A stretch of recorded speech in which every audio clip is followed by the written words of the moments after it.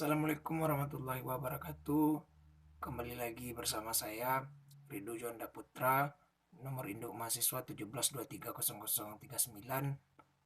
Saya mahasiswa dari kampus KBP STI KBP Padang.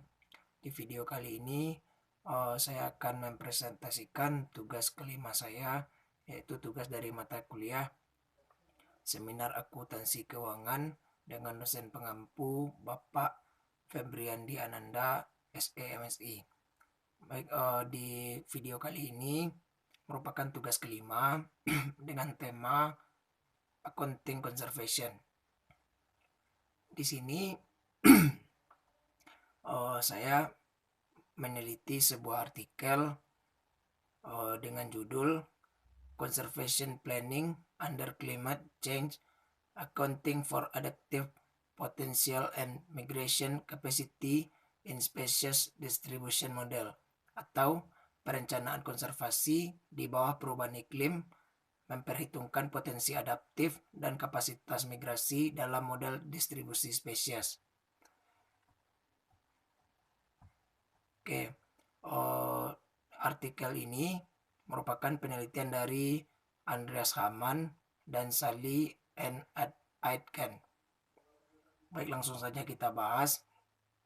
Yang pertama, pembahasan teori yang terkait dengan tema model distribusi spesies atau SDM menggunakan berbagai teknik empiris, statistik atau pembelajaran mesin untuk memprediksi kemunculan spesies dari peta digital variabel prediktor, seperti data iklim yang diinterpolasi, variabel topoedafis atau faktor habitatnya, misalnya Guisan dan Zimmerman tahun 2000.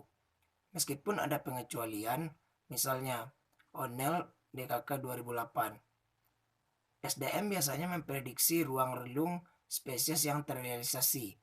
Peta habitat prediktif telah menggambarkan perbedaan antara distribusi spesies pohon saat ini dan prediksi habitat potensial mereka di bawah perubahan iklim. Ada juga diskusi yang cukup besar tentang bagaimana populasi pohon dapat menanggapi perubahan habitat yang diprediksi melalui adaptasi, migrasi, atau kepunahan. Menurut Hamrick 2004, Westphal dan Miller 2004, dan Aitken et al. 2008.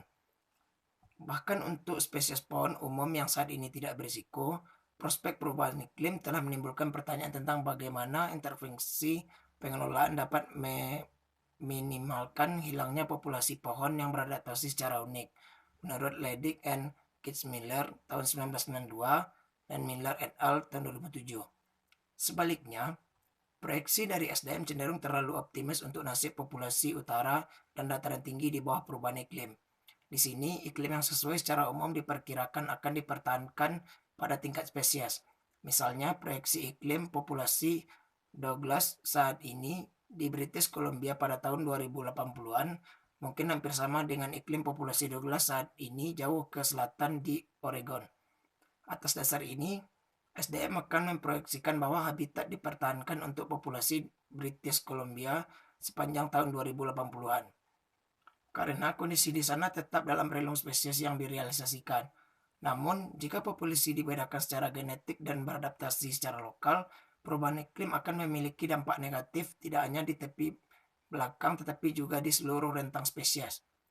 Karena sejumlah populasi akan menempati iklim di atau di luar batas relung individu mereka, menurut David dan Shaw 2001 sampai 2004.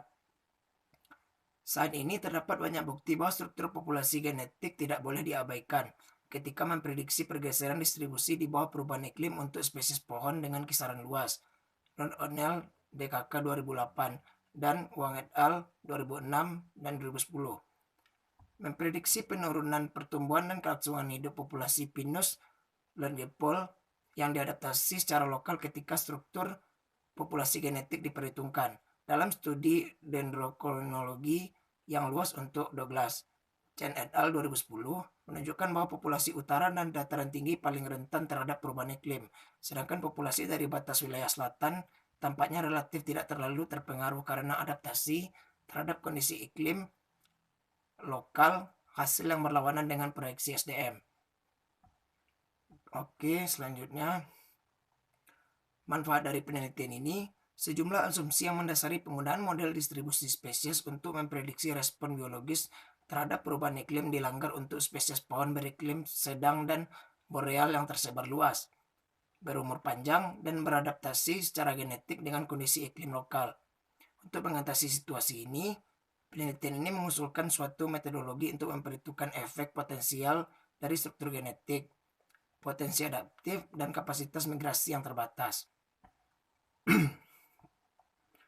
Kita bahas yang kedua, yaitu kasus yang dibahas sesuai tema. Faktanya, penggunaan SDM dalam perencanaan konservasi mendahului penerapan mereka untuk proyeksi habitat di bawah perubahan iklim.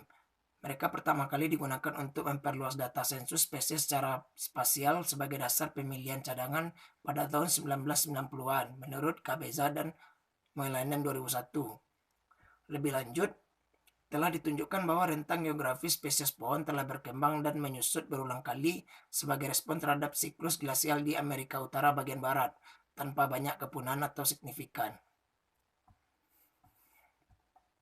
Objek dari penelitian ini atau sampelnya itu berlokasi di British Columbia, merupakan wilayah dari negara Kanada. Yang keempat yaitu teknik analisis data. Di dalam jurnal yang saya bahas, peneliti menggunakan metode serupa dengan skenario tanpa migrasi dan migrasi tak terbatas yang banyak digunakan. Kami menerapkan skenario respon biologis yang lebih halus untuk mengevaluasi potensi efek adaptasi genetik terhadap lingkungan lokal dan kapasitas spesies untuk beradaptasi dan bermigrasi. Skenario ini diwujudkan dengan dua set penggambaran geografis yang membagi kisaran spesies menjadi beberapa populasi dan membagi wilayah studi menjadi unit landscape yang lebih kecil. Selanjutnya, hasil dari penelitian ini, hasil dalam studi kasus di British Columbia, penelitian mendemonstrasikan bagaimana pendekatan tersebut dapat digunakan untuk mengevaluasi kecukupan sistem suaka 906 kawasan lindung untuk memastikan pemeliharaan jangka panjang sumber daya genetik hutan untuk 48 spesies pohon. Penelitian ini menemukan bahwa antara 35% dan 85% populasi yang beradaptasi secara lokal di kawasan lindung dipertahankan di bawah skenario perubahan iklim median hingga akhir abad ini. Analisis sensitivitas menunjukkan bahwa asumsi tentang migrasi dan kapasitas adaptasi spesies berpengaruh besar pada proyek status konservasi. Kesimpulan dari artikel yang saya bahas, yaitu penelitian ini mengusulkan agar hasil model distribusi spesies memiliki nilai praktis untuk perencanaan konservasi jika fokusnya adalah pada pemeliharaan daripada hilangnya habitat yang sesuai. Penghitungan untuk struktur genetik, potensi adaptif, dan kapasitas migrasi melalui skenario kasus terbaik dan terburuk memberikan informasi penting untuk secara efektif mengalokasikan sumber daya terbatas yang tersedia untuk tindakan konservasi.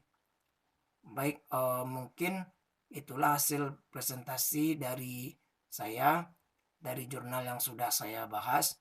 Kalau ada salah dan janggal, saya mohon maaf. Sebelum saya sudahi, bagi teman-teman, kawan-kawan yang menonton video saya, jangan lupa like dan subscribe-nya. Dan semoga kita dapat bertemu di video-video berikutnya. Oke, baik, saya sudahi dengan Assalamualaikum warahmatullahi wabarakatuh.